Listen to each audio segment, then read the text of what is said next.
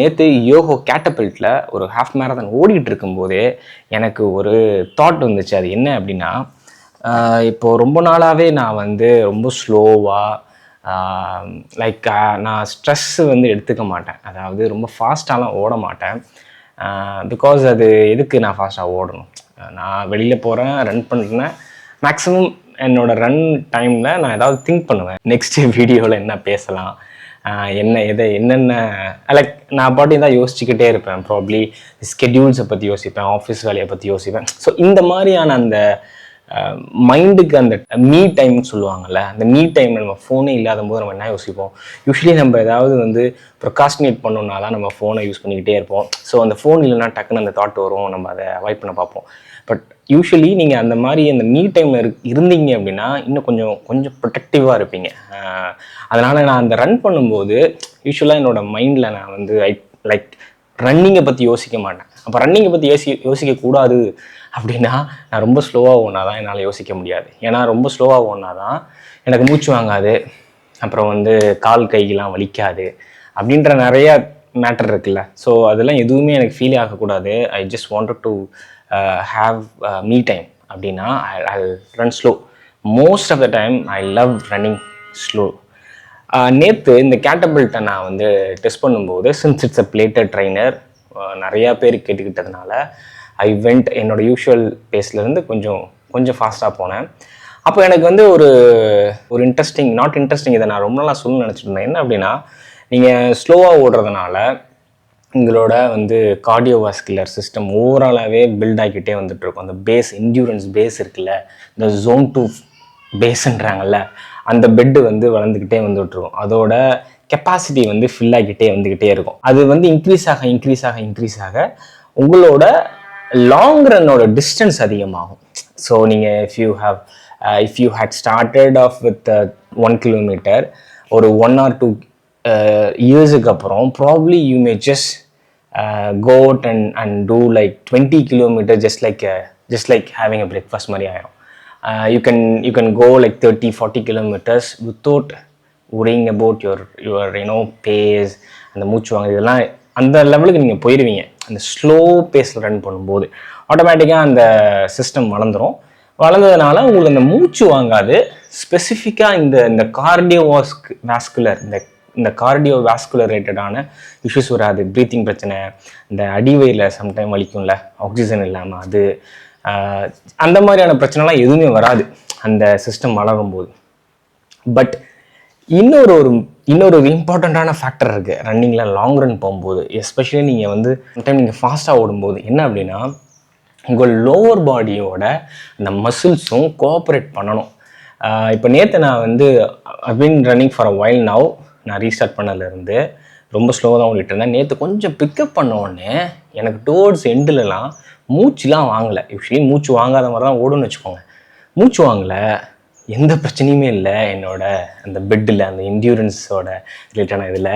But என்னோட lower பாடியில் இருக்கக்கூடிய என்னோட glute and then cough muscles and then நீ, இந்த மூணுமே ஸ்லைட்டாக வேலையை காட்ட ஆரம்பிச்சிச்சு. அது ஏன் அப்படின்னா, இது வந்து இதை நம்ம ரொம்ப மறந்துடுறோம்.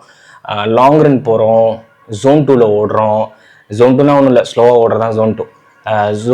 அதெல்லாம் வளர்க்குறோமே தவிர main another equally important factor என்னென்னா, அந்த லோவர் பாடியை வளர்க்குறத மறந்துடுறோம். அதாவது இந்த மசில்ஸை வந்து ஸ்ட்ரென்த் பண்ணுறதை மறந்துடுறோம். நான் அடிக்கடி சொல்லுவேன், ஸ்ட்ரென்த் ட்ரைனிங் பண்ணுங்கன்ட்டு.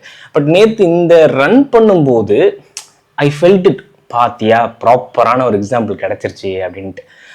ஸோ எனக்கு அதுதான் எனக்கு ஃபீல் ஆச்சு. அந்த க்ளூட் வந்து ஸ்லைட்டாக ஃபயர் அப் ஆன மாதிரி இருந்துச்சு. நீ வந்து ஸ்லைட்டாக அதுவும் எனக்கு கொஞ்சம் பெயினாக இருந்தது. காஃப் மசில்ஸ் அஃப்கோர்ஸ் அடி வாங்குது. இதெல்லாம் ஏன் எனக்கு ஃபீல் ஆச்சு அப்படின்னா, நான் வந்து இன்னும் அதிகமாக ஸ்ட்ரென்த் ட்ரைனிங் பண்ணணுன்றதோட இண்டிகேஷன் தான். ஸோ இப்போ நான் வந்து அதே மாதிரி எல்லாருமே அதை லைக் ஸ்கிப் பண்ணக்கூடாது. நீங்கள் பேஸை வளர்க்குறீங்க, எல்லோரும் நம்ம ஜோன் 2ல் ஓடுறோம், பேஸை வளர்க்குறோம், கார்டியோவாஸ்குலர் ஓவராலாக டெவலப் ஆகுதுன்னா அது உங்களுக்கு அந்த மூச்சு வாங்காமல் இருக்கிறதுக்கும் அந்த அதர் ப்ராப்ளம்ஸ் அதுக்கு தான் அது ஹெல்ப் பண்ணுமே தவிர, நீங்கள் ஒரு லாங் ரன் ஓடி முடிக்கிறதுக்கு உங்கள் லோவர் பாடியில் இருக்கிற அந்த மசில்ஸும் அதுக்கு இருக்கக்கூடிய அந்த ஃபெட்டிக்கு எந்த லெவலில் ரெசிஸ்டண்ட்டாக இருக்குது அப்படின்ற ஃபேக்டர் நிறையா இருக்குது. அதுக்கு நீங்கள் வந்து கண்டிப்பாக you have to do strength training. நிறைய பேர் கேட்குறீங்க என்ன பண்ணுறது ஸ்ட்ரென்த் ட்ரைனிங், என்ன பண்ணுறது strength training. It's very simple. நம்மளோட நண்பர்களே நிறைய பேர் யூடியூப்பில் போட்டுட்ருக்குறாங்க. Lower body strength training, upper body strength training. ரொம்ப காம்ப்ளிகேட்லாம் பண்ணிக்கவே தேவையில்லை. லைக் நீங்கள் நிறைய வீடியோ பார்த்து கன்ஃபியூஸ்லாம் ஆக வேணாம். உங்களோட பாடி வெயிட்லேருந்தே ஸ்டார்ட் பண்ணுங்கள். நான் இங்கே வந்து என்னென்ன எக்ஸசைஸ் பண்ணுங்கன்னுலாம் சொல்ல போகிறதில்ல. It's very simple. நீங்கள் உங்களோட பாடி வெயிட்லேயே ஸ்குவாட்ஸ் பண்ணலாம். உங்கள் பாடி வெயிட்டை யூஸ் பண்ணி ஸ்டார்ட் பண்ணி ஸ்லோவாக கிராஜுவலாக வெயிட்டை வச்சு நீங்கள் யூ கேன் கிராஜுவலி இன்க்ரீஸ். நம்மளோட பிரதர் மதியழகன் அவங்கெல்லாம் வந்து ரெகுலராக போட்டுட்ருக்காங்க. அதெல்லாம் ஃப்ரீ தான். அவரோட கான்டென்ட்டை பார்த்தீங்கன்னா உங்களுக்கு தெரிஞ்சிடும். லோவர் பாடி ஒர்க் அவுட் எப்படி பண்ணுறது, அப்பர் பாடி ஒர்க் அவுட் பண்ணுறது, வீட்லேயே பண்ணுறதுக்கு அவர் நிறையா சொல்கிறாரு. இன்ஃபேக்ட் அட்வான்ஸ் மெத்தடும் சொல்கிறாரு, பிகினர்ஸ் மெத்தடும் சொல்கிறாரு. ஸோ நீங்கள் பிகினராக இருக்கிறீங்கன்னா பிகினர் மெத்தடை நீங்கள் ஃபாலோ பண்ணி நீங்கள் அதை பண்ணுங்கள். ஃபைனலாக என்னென்னா நீங்கள் வந்து ஸ்ட்ரென்த் ட்ரைனிங் வந்து try to adapt strength training once or twice a week. Don't skip strength training. அது ரொம்ப ரொம்ப important. Many people are asking me shin splints, plantar ஃபேஷியாலாம் வருது அப்படின்னு. அது இப்போது நீங்கள் பிகினராக இருக்கீங்கன்னா அதெல்லாம் காமனான இஷ்யூஸ். இந்த காமனான இஷ்யூஸ் தான். பட் அது எக்ஸ்ட்ரீமாக போகுதுன்னா அதுக்கு என்ன கேஸ்னால் நீங்கள் ப்ராப்பராக ரெஸ்ட் எடுக்கல அண்ட் எடுத்த உடனே ரொம்ப அதிகமாக ஓடுறீங்கன்னு அர்த்தம். இந்த 2 தான் காஸ்.